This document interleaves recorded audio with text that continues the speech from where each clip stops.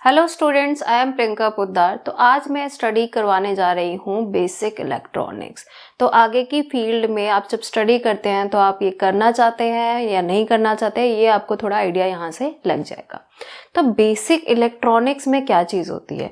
अब electronics word जो है वो किससे बना है? अगर इसको तोड़ दिया जाए तो ये है इलेक्ट्रॉन प्लस मैकेनिक्स। ठीक है, इलेक्ट्रॉन मैकेनिक्स का मतलब क्या है कि इलेक्ट्रॉन की मूवमेंट, इलेक्ट्रॉन का बिहेवियर, उस पे ये डिपेंड करता है टॉपिक इलेक्ट्रॉनिक्स, कि इलेक्ट्रॉन कैसे किस कंडीशन में कैसी मूवमेंट करता है, कैसा बिहेव करता है, कैसे प्रोजेक्ट करता है। तो वो चीज़ें हम पढ़ते हैं इलेक्ट्रॉनिक्स टॉपिक में। इलेक्ट्रॉनिक्स को पढ़ने का कारण क्या होना चाहिए और मैं क्यों आगे इलेक्ट्रॉनिक्स में जाऊं, ये सोचने के लिए हमें बेसिक इलेक्ट्रॉनिक्स को थोड़ा सा पहले स्टडी कर लेना चाहिए, ताकि आप करियर में डिसाइड कर सके कि हम कौन सी ब्रांच को आगे पढ़ना चाहते हैं। चाहे हम इलेक्ट्रिकल इलेक्ट्रॉनिक्स पढ़ना चाहते हैं या इलेक्ट्रॉनिक्स एंड कम्युनिकेशन में जाते हैं। ठीक है, तो ये सारी चीज़ें आप थोड़ा अभी से अगर देखेंगे तो डिसाइड कर पाएंगे कि आपकी करियर फील्ड क्या होनी चाहिए।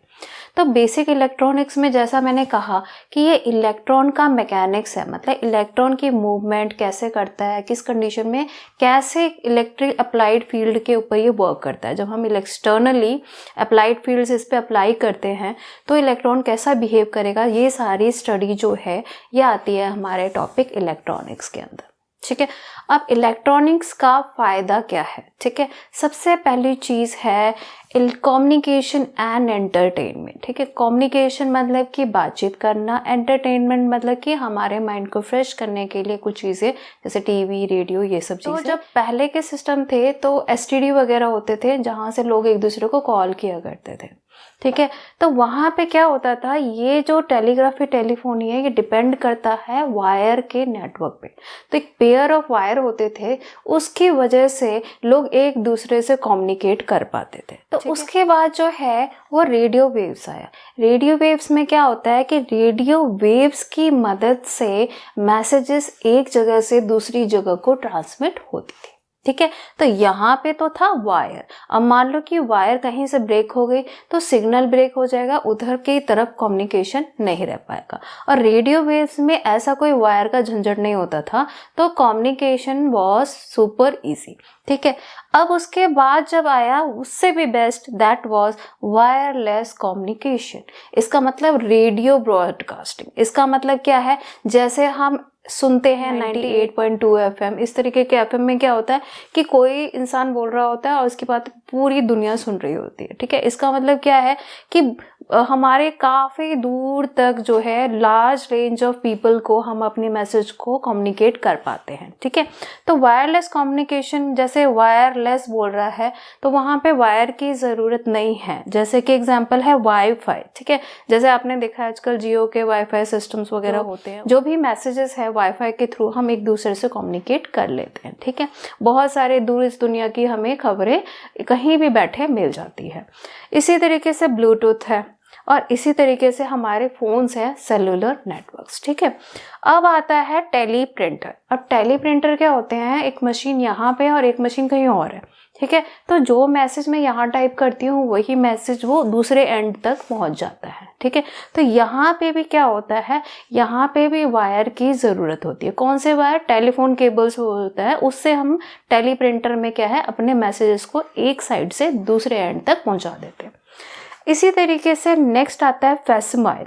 फैक्सिमाइल को सिंपल वर्ड में लोग बोलते हैं फैक्स करना है। फैक्स एक मशीन होती है, साथ में एक फ़ोन होता है। ठीक है, पहले हम फ़ोन करके बताते हैं कि हम फैक्स भेज रहे हैं और फिर दूसरे एंड पे वो फ़ोन उठा के फैक्स को रिसीव कर लेता है। तो क्या होता है, फैक्सिमाइल में जो भी फ़ोटोज़ वगैरह होती है वो डायरेक्टली हमने यहाँ से भेजी और वो दूसरे एंड पे रिसीव हो गई। और जो फ़ोटो की क्वालिटी होती है वो सेम होती है, मतलब कि ऐसे हम यहाँ से कुरियर करते पता नहीं कितने दिनों में वो पहुँचेगा। तो ये बेस्ट वे है। फैक्स करने से क्या है, सेम फ़ोटो जो हमारे पास है वही फ़ोटो किसी और के पास पहुँच जाएगी as it is in a instant minute. ठीक है, तो वहाँ पे जब ये फ़ोटो पहुँच जाएगी तो अगर हमें ये न्यूज़पेपर में छापनी है ये है, वहाँ पे भी छप सकती है। तो इस तरीके से फ़ोटो भेजने का वेरी इजी वे है फैक्स।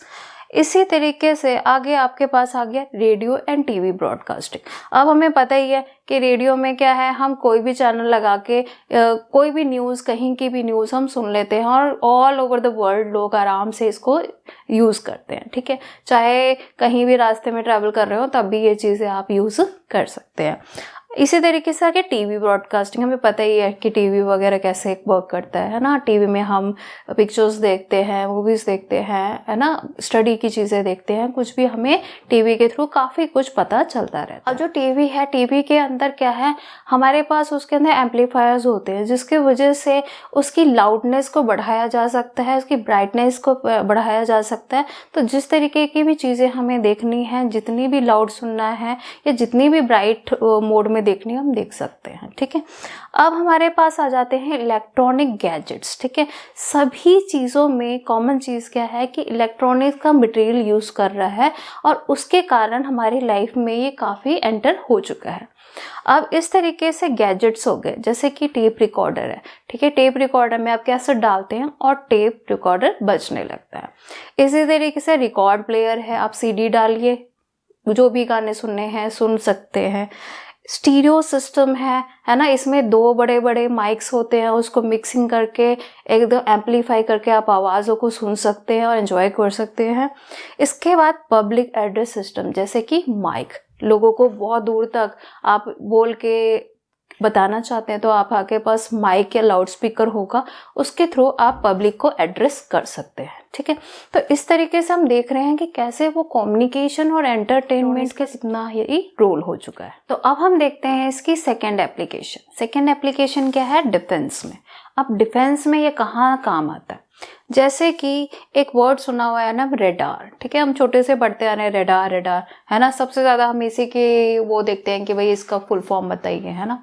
तो रेडार का फुल फॉर्म क्या होता है, रेडियो डिटेक्शन एंड रेंज। इसका मतलब क्या है कि रेडियो वेव्स की मदद से सैटेलाइट के थ्रू क्या करते हैं, हम पहले डिटेक्ट करना है और एयरक्राफ्ट का लोकेशन एग्जैक्ट पता करना है। ठीक है, तो इसमें क्या होता है कि हम अपने दुश्मन को पहले ट्रैक करते हैं और ट्रैक करके लोकेट करते हैं कि उसकी प्रॉपर लोकेशन क्या है। ठीक है, इस चीज़ में एनिमी कोई भी हो सकता है, जैसे कि कोई शिप हो सकता है या एयरक्राफ्ट हो सकता है, कुछ भी ऐसा हमारा डिफेंस जिसमें हमें थोड़ा अपनी प्रोटेक्शन के लिए हमें ये चीज़ देखना पड़ता है।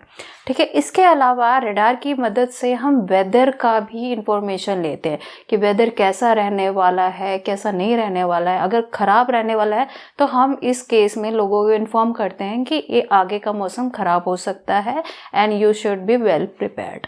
तो इस तरीके से डिफेंस में हमारे रक्षा के लिए ये काफ़ी ही ज़रूरी है। इन इलेक्ट्रॉनिक डिवाइसेस से ही हम कंट्रोल कर सकते हैं कि कौन सा दुश्मन हमारा एयरक्राफ्ट के थ्रू या शिप के थ्रू हमारे को फॉलो कर रहा है या अटैक कर सकता है। इसी तरीके से हमारे पास होता है एंटी एयरक्राफ्ट, मतलब एयरक्राफ्ट का एंटी, मतलब कि एरोप्लेन को मारने वाला। तो एंटी एयरक्राफ्ट क्या करता है, हम यहाँ से रॉकेट के थ्रू, ठीक है, लॉन्च करके लोकेट करके शूट करते हैं उस एयरक्राफ्ट को जो हमारा एनिमी है। ठीक है, तो बेसिकली ये एयरलाइंस को डिस्ट्रॉय करने के लिए जो सिस्टम बना हुआ है हमारे रॉकेट का, उसको हम एंटी एयरक्राफ्ट कहते हैं।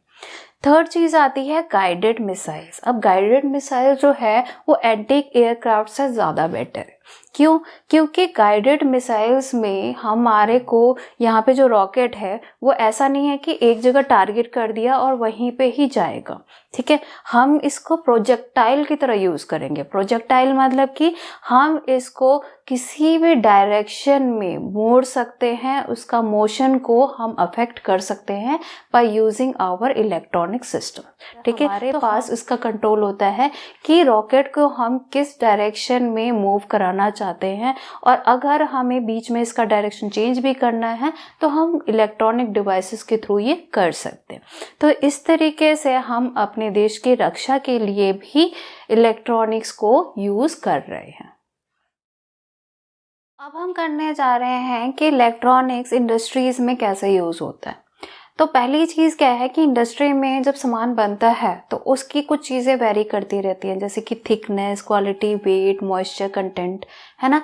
इन सब चीज़ों पे हर मटेरियल का चेक होना ज़रूरी है, ठीक है। तो उसको कंट्रोल करने के लिए हम इलेक्ट्रॉनिक डिवाइसेस का यूज़ करते हैं। तो इससे हमें पता लग जाता है कि कौन सी चीज़ कितनी थिक होनी चाहिए, क्या कंटेंट होना चाहिए, कितना मॉइस्चर है, ये सब कुछ चेक करना बहुत ज़रूरी है इन इंडस्ट्रीज़। सेकेंड आता है इलेक्ट्रॉनिक एम्पलीफायर्स।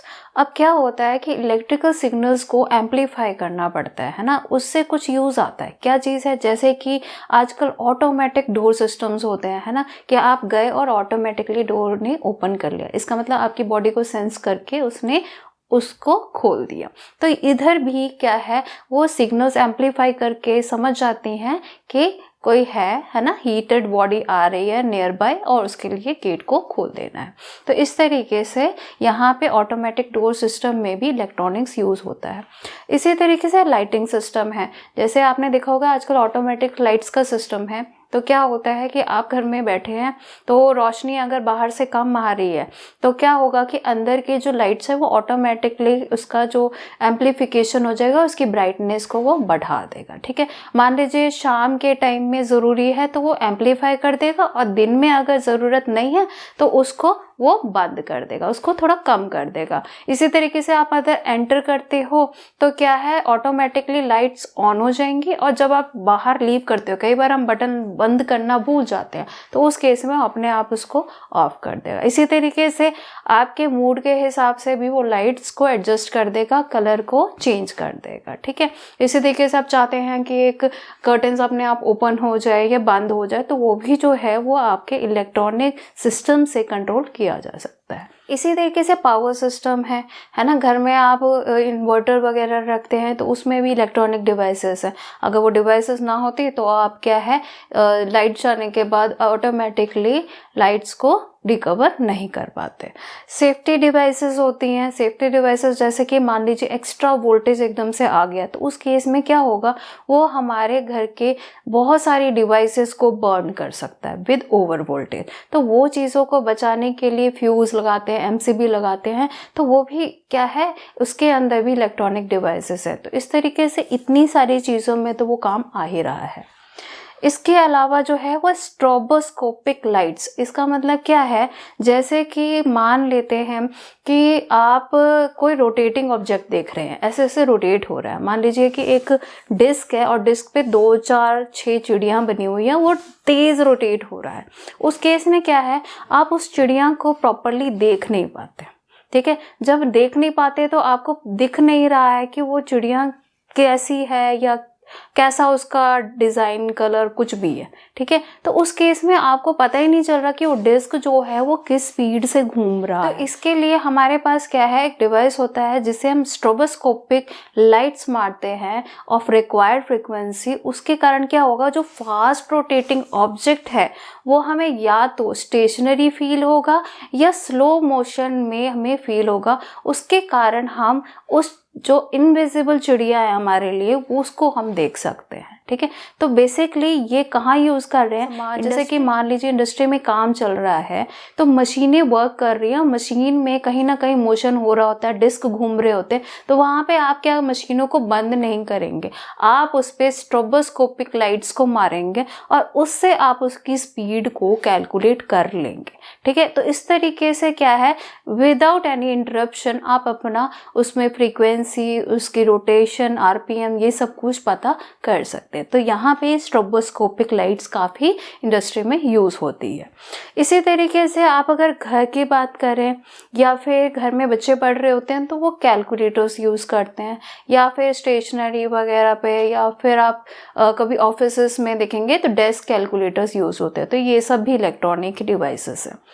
इसी तरीके से कंप्यूटर्स, ठीक है।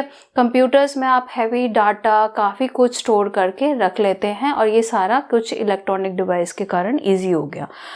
टाइमर्स। अब टाइमर्स क्या है, जैसे कि आप कोई चीज़ मेल्ट कर रहे हैं या वेल्ड कर रहे हैं, में मेल्टिंग, वेल्डिंग, ये सब काम जो है हीटिंग का, ये काम काफ़ी लार्ज स्केल पे होता रहता है। तो वहाँ पे आप एक एक चीज़ के ऊपर एक लेबर लगाने के बजाय क्या करेंगे, टाइमर्स फिट कर देंगे। टाइमर्स फिट करने से उतने देर तक के लिए टाइमर फिट हो जाएगा और उतने टाइम के लिए वो वेल्डिंग करेगा, फिर वो ऑटोमेटिकली ऑफ हो जाएगा। तो इस तरीके से इंडस्ट्रीज़ में काफ़ी ये यूज़फुल हो जाता है। अब हो गए पावर स्टेशन। जैसे कि आपने देखा है कि आपके पास मेगावाट ऑफ इलेक्ट्रिसिटी है ना, किलोवाट ऑफ इलेक्ट्रिसिटी की रिक्वायरमेंट पावर स्टेशन पूरी करता है, मतलब इलेक्ट्रिसिटी की रिक्वायरमेंट को पूरा करता है। अब वो भी किससे कंट्रोल हो रहा है, कंट्रोल रूम के अंदर जो इलेक्ट्रॉनिक सिस्टम्स पड़े होते हैं उसी से हम इतने बड़े काम को अंजाम देते हैं। तो इस तरीके से भी इलेक्ट्रॉनिक डिवाइस का इंडस्ट्रीज में बहुत जगह काफ़ी यूसेज हो रहा है। तो अब हम देखने जा रहे हैं इसकी fourth application, that is medical sciences. तो मेडिकल साइंसेस में कैसे यूज़ होता है, जैसे कि हम एक्सरे लेते हैं तो एक्सरे में बोन का स्ट्रक्चर हम देख लेते हैं और उससे हमें पता लग जाता है कि बोन में कहीं फ्रैक्चर वगैरह आया है या नहीं आया है।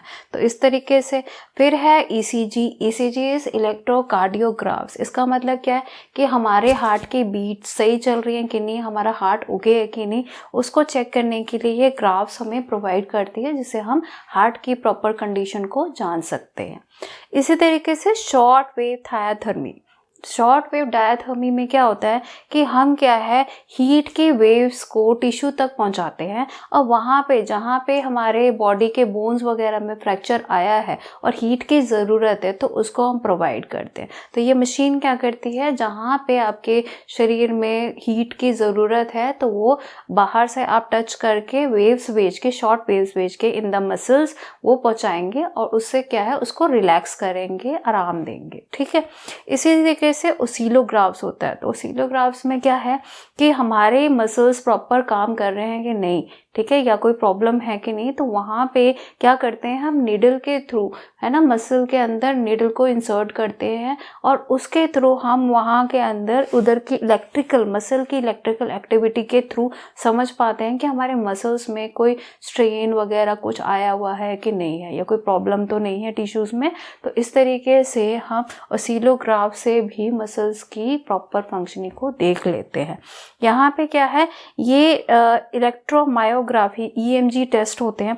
तो ईएमजी टेस्ट में क्या होता है कि न्यूरोमस्कुलर एक्टिविटी प्रॉपर है कि नहीं, कि वो इलेक्ट्रिकल एक्टिविटी को प्रॉपर रिस्पॉन्स कर रहा है कि नहीं मसल, इसको हम चेक करते हैं। तो ये कुछ टेस्ट है जो मेडिकल साइंसेस में बहुत ज़रूरी है और इससे हम किसी भी डिजीज़ को डिटेक्ट करके उसका प्रॉपर ट्रीटमेंट करके इंसान को फ़ायदा दे सकते हैं। तो इस तरीके से मेडिकल साइंसेस में भी इसका काफ़ी एप्लीकेशन है।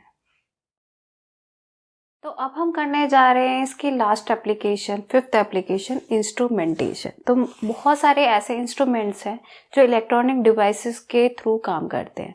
ठीक है, जैसे कि है वीटीवीएम। वीटीवीएम मतलब क्या हो गया, वैक्यूम ट्यूब वोल्टमीटर। तो हमें एसी डीसी वोल्टेज अगर कैलकुलेट करना है तो वीटीवीएम का ज़रूरत पड़ता है। इसी तरीके से कैथोड रे ऑसिलोस्कोप है। तो कैथोड रे ऑसिलोस्कोप है CRO। तो CRO से क्या है, हम डिफरेंट वेव फॉर्म्स बनाते हैं। जैसे जो सिग्नल हम देते हैं तो वो उसकी सिग्नल की वेव्स को प्रिपेयर करता है। इसी तरीके से फ्रीक्वेंसी काउंटर है, किसी भी वेव्स की फ्रीक्वेंसी को वो काउंट करता है। सिग्नल जनरेटर्स है, तो कोई भी ऐसा वेव है तो उसकी सिग्नल्स को वो प्रॉपर जनरेट करेगा। स्ट्रेन गॉजेस है। स्ट्रेन गॉजेस में क्या है कि कोई मटेरियल डिफॉर्म हुआ है या नहीं हुआ है, हम मटेरियल के ऊपर स्ट्रेन गॉज को लगा देते हैं और बाद में हम निकाल के उसको देखते हैं कि उसका साइज इंक्रीज या कम ये सब हुआ है कि नहीं। इसका मतलब कि मटेरियल हमारा डिफॉर्म हुआ है या नहीं, ये चेक करने के लिए स्ट्रेन गॉजेस होते हैं। पीएच मीटर्स पता ही है, पीएच वैल्यू को कैलकुलेट करने के लिए ये इंस्ट्रूमेंट्स हैं। तो बेसिकली बहुत सारे इंस्ट्रूमेंट्स हैं जिसकी हमें काफ़ी ज़रूरत पड़ती है किसी किसी फील्ड में। तो वो भी जो है वो इलेक्ट्रॉनिक डिवाइसेस के अंदर ही यूज़ हो रहे हैं। ठीक, तो इस तरीके से हमने देख लिया, आज मैंने आपके साथ डिस्कस किया है कि इलेक्ट्रॉनिक्स किस तरीके से हमारी डे टू डे लाइफ में एंटर कर रहा है और कितना ही ये यूज़फुल है। I hope you understand my lecture. For more such kind of videos, keep watching my channel Priyanka Poddar.